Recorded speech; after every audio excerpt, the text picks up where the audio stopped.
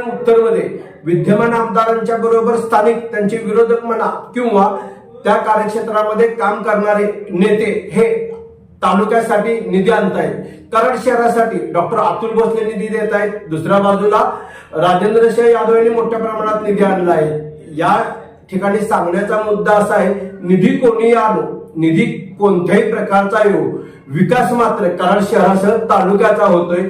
याबाबत नागरिकांच्या मध्ये लोकांमध्ये अत्यंत समाधानाचे वातावरण आहे।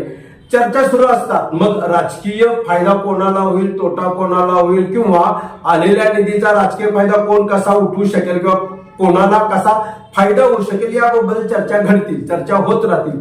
चर्चा करणाऱ्यांनी चर्चा करत राहावी, मात्र राजकीय लोक सक्षमपणे राज्य शासनाकडे आग्रह करून मोठ्या प्रमाणात निधी कराड शहरासह तालुक्यामध्ये आणतात। हेही नशे थोडके असे अभिमानाने म्हणावे लागेल।